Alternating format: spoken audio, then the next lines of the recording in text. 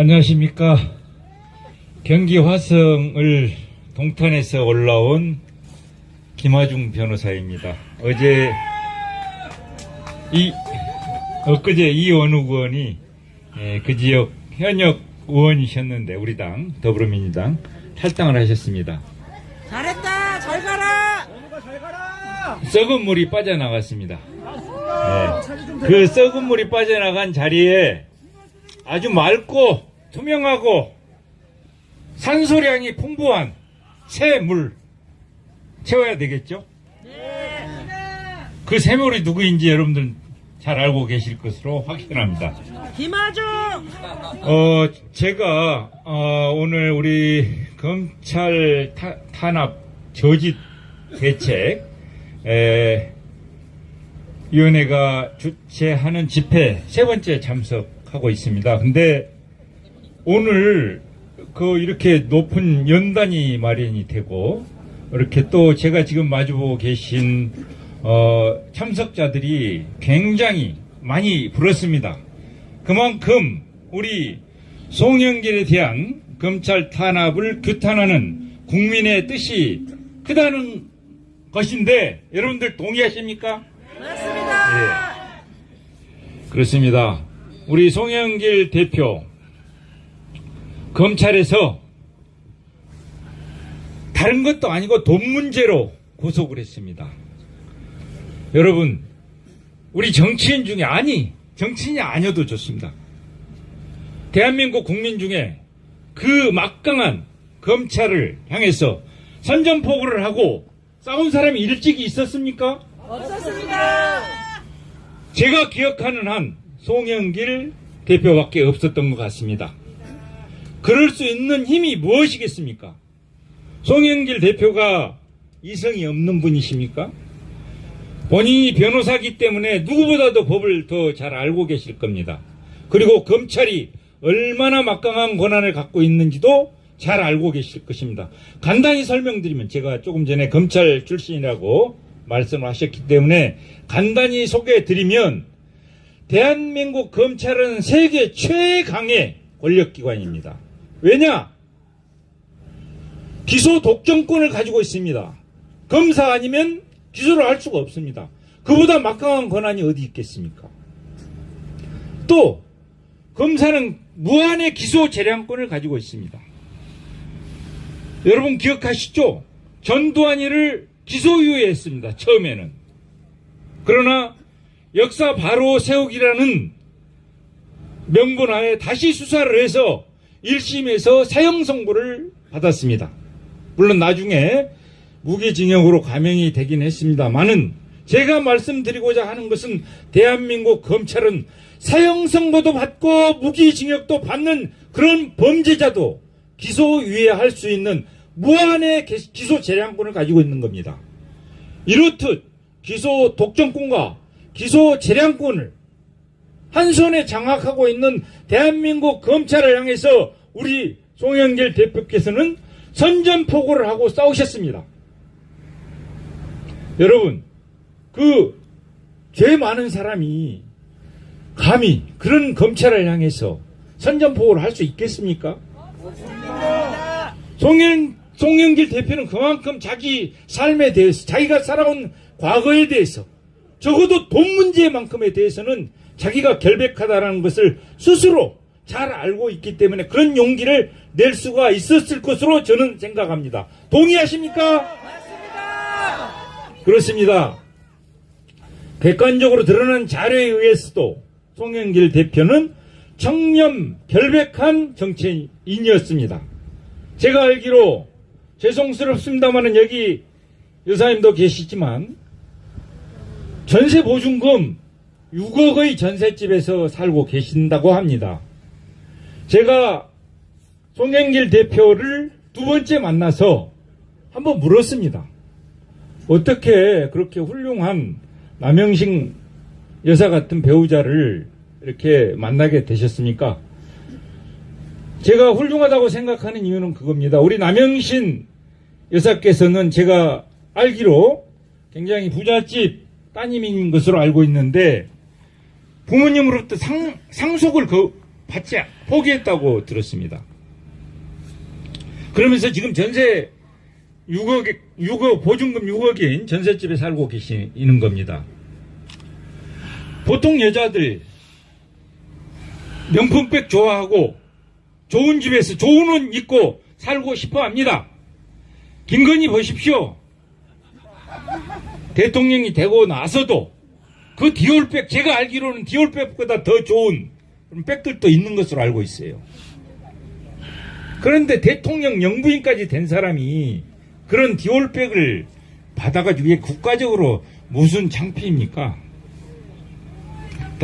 잠시 얘기가 옆으로 흘렀는데 우리 남영신 여사님이 훌륭해서 나는 우리 송영길 대표가 전세 6억에 살고 계신 줄 알았어요. 그랬더니 우리 송영길 대표께서 저한테 그렇게 얘기하십니다. 자기는 자기 사는 동안 자기는 부동산을 갖지 않기로 했다고 합니다. 왜냐? 어차피 태어나서 빌려서 살다 가는 인생이기 때문에 자기는 부동산을 소유하지 않겠다는 그런 철학을 가지고 있대요. 그래서 자기가 우리 남영신 여사님한테 그렇게 설득을 했답니다.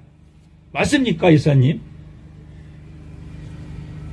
남영신 여사도 훌륭하시지만 우리 송영길 대표가 진짜 훌륭하시더라. 훌륭하십니다. 우리 박수 한번 쳐드립시다. 그렇게 훌륭하신 우리 송영길 대표를 검찰이 돈 문제로 구속했습니다. 사법부에서 영장을 발부했기 때문에 물론 구속이 되셨겠지만 방어권을 행사하지 않고 침묵하신 가운데 영장 심사를 받았기 때문에 영장 판사는 그런 결정을 할 수 있을 것이라고 저 법조인 한 사람으로서 한편으로 이해를 합니다.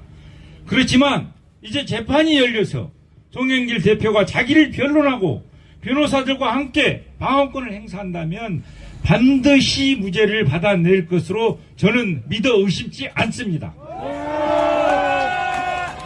우리 송영길 대표는 정치인 중에서도 누구보다도 돈 문제에 대해서는 깨끗한 정치입니다. 그건 자타가 공인하는 겁니다. 심지어 저도 아는 사실이니까요. 그런 송영길 대표를 돈 문제로 엮어서 구속하려니까 얼마나 힘이 들었겠습니까? 그러니까 돈봉투 사건을 직접 증거가 아무것도 없어서 영장을 청구한들 영장이 발부될 리가 만무하기 때문에 8개월 동안이나 먹고 사는 문제 연구소 뒤져가지고 참고인을 100명씩이나 불러서 협박하고 어르고 그렇게 해서 어떤 증거를 수집했는지 이제 재판 기록을 이제 열람 등사해서 보면 알 수 있게 되겠습니다만은 그렇게 해서 조작된 증거를 가지고 우리 송영길 대표를 별건 수사로 엮어서 넣은 겁니다. 독립된 재판부에서 반드시 현명한 판단을 해서 우리 송영길 대표께서는 무죄 방면을 하고 정치적으로 명예를 회복하실 날이 머지않아 올 것이라는 것을 저는 법조인 한 사람으로서 확신합니다. 제가 끝으로 한 말씀만 더 드리도록 하겠습니다. 여러분들이 제가 이 자리에 올라오기 전에 저를 검사 출신으로 소개를 해서 드리는 말씀입니다. 검찰이 법을 집행하는 데 있어서 가장 중시해야 될 정의의 1공식이 있습니다. 그것이 무엇이냐? 같은 것은 같게, 다른 것은 다르게 취급을 하는 것입니다. 왜 김건희 여사는 조사하지 않습니까? 우리 송영길 대표, 이재명 대표, 또 다른 이성균, 그 불쌍한 배우 이성균은 그렇게 불러서 조사를 하고 압수수색을 하면서 왜 혐의를 제가 죄를 졌다는 거 아닙니다. 우리 김건희 여사도 죄를 졌는지 안 졌는지 모릅니다. 고발당했습니다. 고발당했으면 왜 다 같이 불러서 똑같이 불러서 조사하고 압수수색하고 해야 되는 거 아닙니까? 적어도. 맞습니다. 왜 소환도 안 하고 압수수색 영장도 발부받지 않습니까? 저 사람들은 스스로 정의를 어기고 있는 겁니다. 여러분, 서울의 봄 영화 보셨죠? 전두환 같은 그런 정치 군인도 있지만 또 민주주의를 지키고 대한민국을 지키려고 하는 목숨을 걸고 지키려고 했던 그런 선량한 군인들도 있지 않았습니까? 맞습니다. 검찰도 마찬가지입니다. 지금 현재 말은 없지만 정치 검찰들의 행태에 대해서 정말로 동의하지 않고 때가 되면 그들의 잘못을 증언하고 바로 잡기 위해서, 또 때가 되면 그 사람들이 자기가 가지고 있는 그 정치 검찰들을 수사해서 감옥에 집어 넣으려고 준비하고 있는 검사들도 많이 있다는 사실을 저는 믿어 의심치 않습니다. 그날이 곧 올 겁니다. 맞습니다. 여러분, 검사들 많이 반성하고 제도 바꿔야 됩니다. 그렇지만 검사 전체를 우리가 적으로 만든 그런 어리석은 짓을 할 필요는 없다고 봅니다. 제가 만나는 검사들 울분을 토로합니다. 검사실에서. 그런 사람들 많이 있습니다. 그 사람들이 때가 되면 자기네들이 가지고 있는 그런 검찰권을 가지고 지금 정치검찰 한동훈을 비롯한 그 추종자들 반드시 수사해서 그 죄를 낱낱이 물어서 저기로 보낼 겁니다. 그날이 반드시 올 겁니다. 그렇게 믿어 의심치 않습니다. 와! 저 경기 화성 동탄에서 왔습니다. 열심히 하겠습니다. 감사합니다. 화이팅!